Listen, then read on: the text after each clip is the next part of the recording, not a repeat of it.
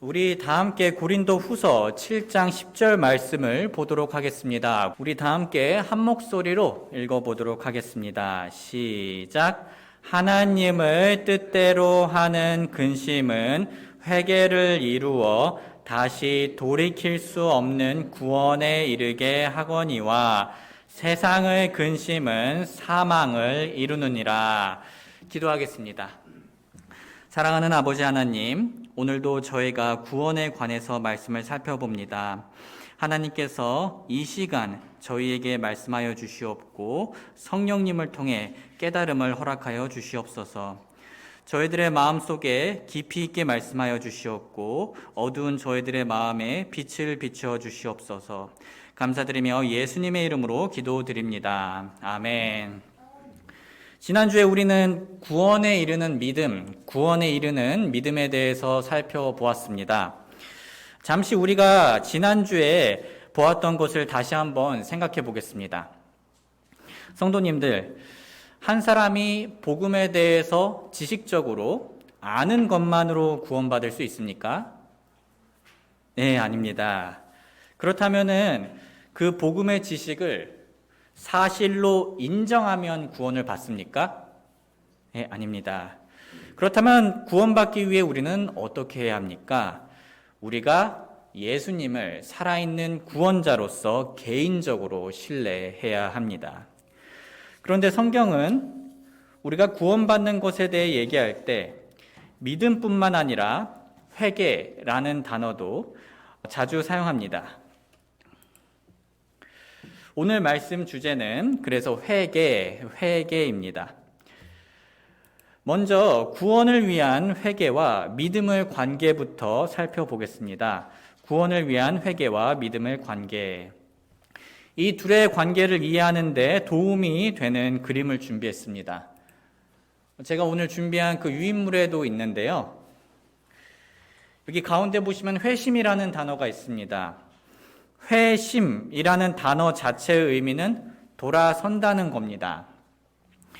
여기서는 마음으로 돌아서는 것, 즉 죄로부터 그리스도께로 돌아서는 것을 의미합니다.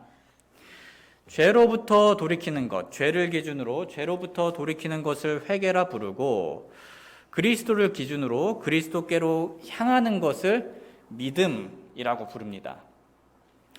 사람들은 구원을 받을 때 또는 회심을 할 때 회개가 먼저인가 믿음이 먼저인가 하는 질문을 하곤 합니다. 하지만 믿음과 회개는 하나의 동전의 양면과 같습니다. 즉 회심이라는 한 사건의 다른 면인 것입니다. 그림을 다시 보면 구원을 위해 진정으로 그리스도께 향하는 자는 동시에 자동적으로 죄를 등지게 됩니다. 따라서 우리가 복음을 듣고 구원에 이르는 회심을 할 때 믿음과 회개는 그 어느 것이 먼저 오는 것이 아니라 자연스럽게 함께 일어나는 것입니다. 그래서 존 머레이라는 유명한 신학자는 회개하는 믿음 혹은 믿는 회개라는 표현도 사용했습니다. 회개하는 마음은 믿게 되어 있고 참으로 믿는 마음은 회개하게 되어 있습니다. 이 둘의 동질성 때문에 성경은 구원에 대해 얘기할 때 믿음만 언급할 때가 있습니다. 왜냐하면 참된 믿음은 회개가 자연스럽게 함께 하기 때문입니다. 사도행전 16장 31절 그들이 이르되 주 예수 그리스도를 믿으라 그리하면 내가 구원을 받고 내 집이 받으리라 하며 반대로 구원에 대해 얘기할 때 회개만 언급할 때가 있습니다. 왜냐하면 참된 회개는 믿음이 자연스럽게 함께하기 때문입니다. 고린도 후서 7장 10절 하나님을 뜻대로 하는 근심은 회개를 이루어 다시 돌이킬 수 없는 구원에 이르게 하거니와 세상의 근심은 사망을 이루느니라. 우리가 구원을 받을 때 또는 회심을 할 때 회개와 믿음은 자연스럽게 함께 합니다. 종종 회개가 없어도 회심이 가능하다라고 말하는 경우가 있습니다. 하지만 예수님께서는 누군가 구원을 위해 회심해야 할 때 회개하는 마음을 중요하게 다루셨습니다. 우리가 한번 회개의 예시들을 보도록 하겠습니다. 하루는 부자 청년이 예수님께 이런 질문을 했습니다. 보라, 어떤 사람이 나와 그분께 이르되 선한 선생님이여 내가 무슨 선한 일을 하여야 영원한 생명을 얻으리까 하매. 그는 영원한 생명을 얻는 것, 즉 구원에 대해 궁금해했습니다. 그래서 예수님께서는 이 부자 청년의 마음 상태를 아시곤 다음과 같이 말씀하셨습니다. 마태복음 19장 21절, 예수님께서 그에게 이르시되 내가 완전하게 되려거든 가서 내 소유를 팔아 가난한 사람들에게 주라. 그리하면 하늘에서 내게 보화가 있으리라. 그리고 와서 나를 따르라 하시매 그 청년이 많은 소유를 가졌으므로 그 말씀을 듣고 근심하며 가니라. 예수님은 부자 청년과 대화를 할 때 이 부자 청년의 마음이 돈을 향해 고정되어 있다는 것을 아셨습니다. 그래서 그의 그런 마음을 드러내시기 위해 내 소유를 팔아 가난한 사람들에게 주라고 말씀하셨습니다. 하지만 부자 청년은 돈을 향한 욕심으로부터 돌아서고 예수님만 바라볼 마음의 준비가 되지 않았습니다. 결국 그는 회개하지 못하고 예수님을 마음으로 바라보지 못했습니다. 그런데 이 부자 청년하고는 정반대의 케이스가 있습니다. 바로 부자 삭개오입니다. 누가복음 19장 2절, 보라 거기에 삭개오라 하는 사람이 있었는데 그는 세리들 가운데 우두머리요 또 부자더라. 이 당시 세리들은 로마 정부가 요구하는 액수 이상의 세금을 유대인들에게 거두어서 자기 몫으로 부당하게 이윤을 남기는 경우가 빈번하였습니다. 그래서 세리는 그 당시 돈 욕심이 많은 직업으로 여겨졌고 사람들의 원성을 쌓았었습니다. 삭개오는 이런 자들 중에서도 우두머리였습니다. 하지만 부자 삭개오는 예수님을 만났을 때 예수님이 아무 말씀을 하시지 않으셨는데도 불구하고 자신이 먼저 자신의 재물을 가난한 사람들에게 주겠다고 말하였습니다. 삭개오가 서서 주께 이르되 주여 보소서 내가 내 재물의 절반을 가난한 사람들에게 주겠사오며 만일 내가 거짓 고소하여 어떤 사람에게서 무엇이든지 빼앗았으면 그에게 4배로 갚겠나이다 하매. 예수님은 세리 삭개오의 마음이 이전에는 돈을 향해 고정되어 있었지만 이제는 마음으로 회개하여 마음으로 돈 욕심으로부터 등 돌리고 믿음으로 예수님만을 바라보고 있다는 것을 아셨습니다. 이런 회개하는 마음을 가진 삭개오를 보시곤 예수님께서는 다음과 같이 말씀하셨습니다. 누가복음 19장 9절, 예수님께서 그에게 이르시되 그도 아브라함의 자손인즉 이날 구원이 이 집에 이르렀도다. 사람의 아들은 잃어버린 것을 찾아 구원하러 왔느니라 하시니라.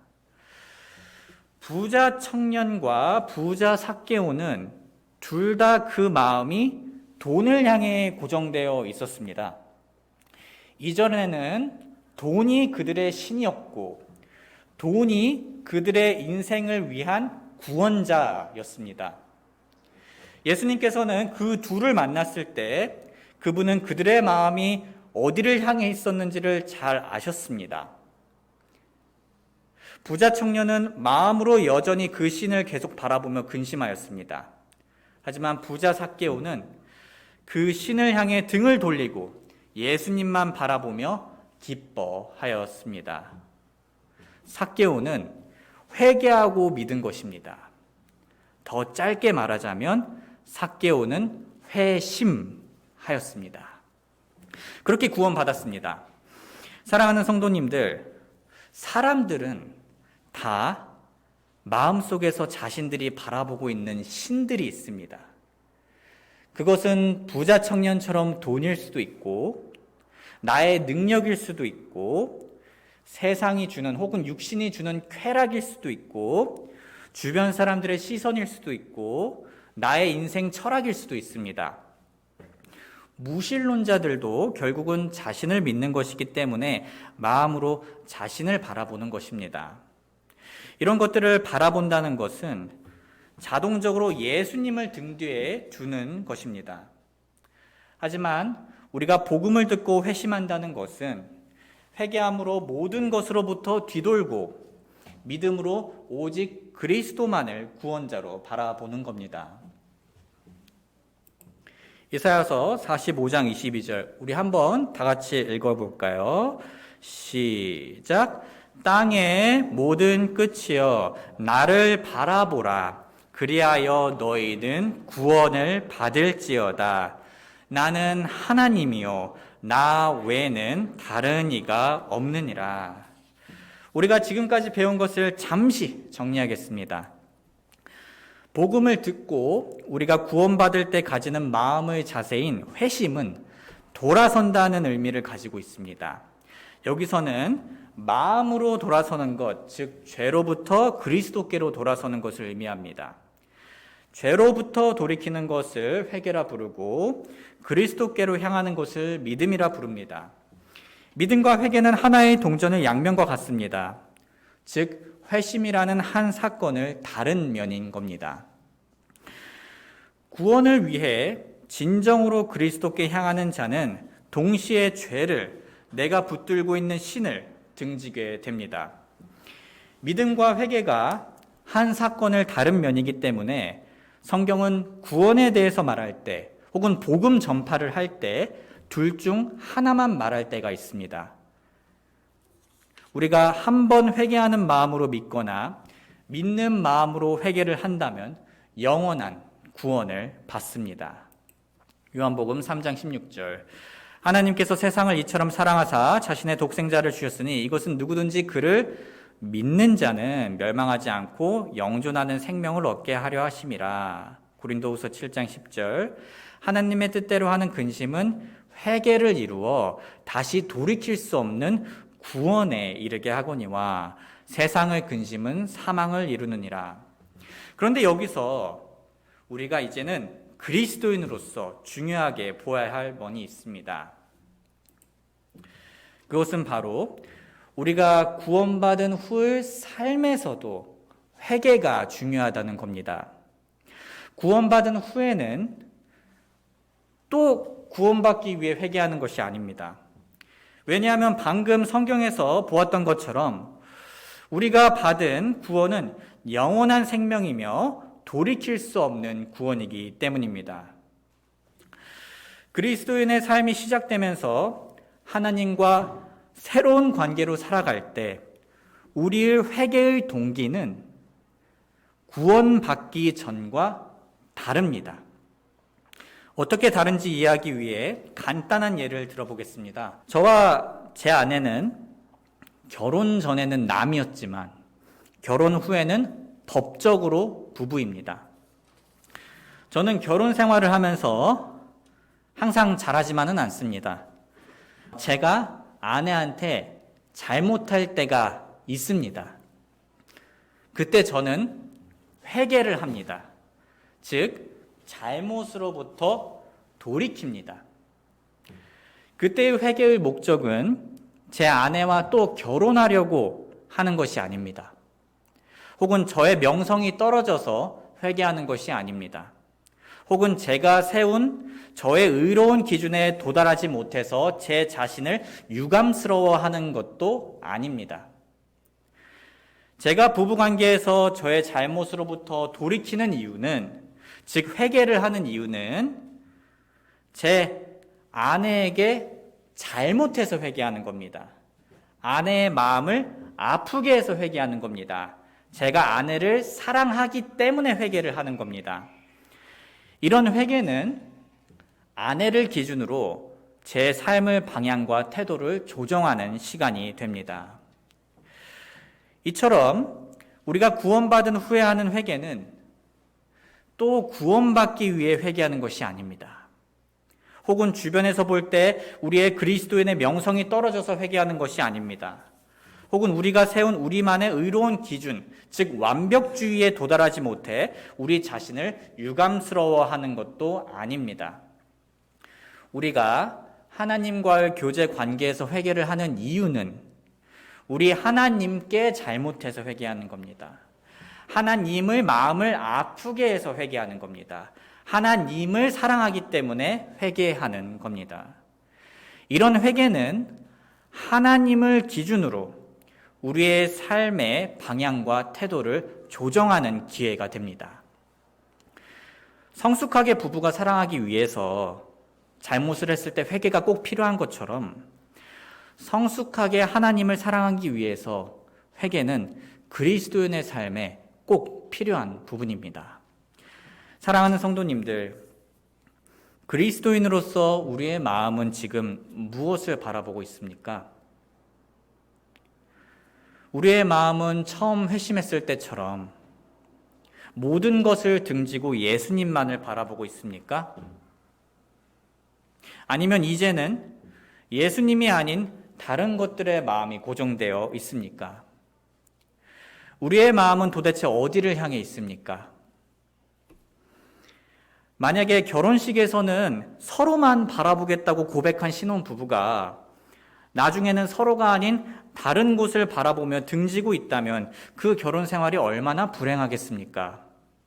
이처럼 혹시 우리가 회심할 때 했던 처음 고백과는 다르게 다른 것들에 눈이 쏠려서 예수님을 등지는 삶을 살고 있다면 속히 회개하여서 속히 뒤돌아서 예수님만 바라보고 예수님과의 사랑의 교제의 기쁨을 회복하는 저와 여러분들이 되길 주님의 이름으로 간절히 원합니다.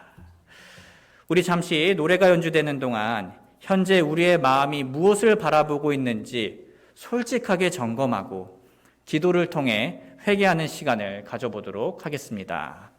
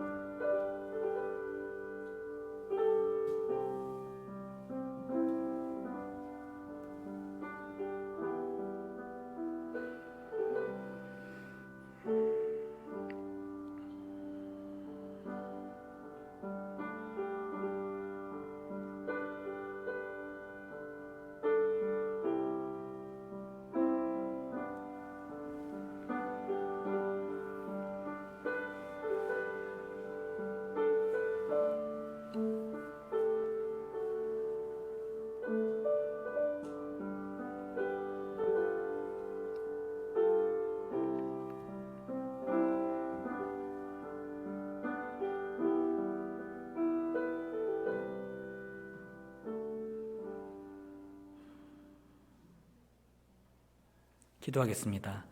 사랑하는 아버지 하나님, 저희들에게 사실 기회조차 없었는데 이런 회개의 기회를 허락해 주심에 감사드립니다.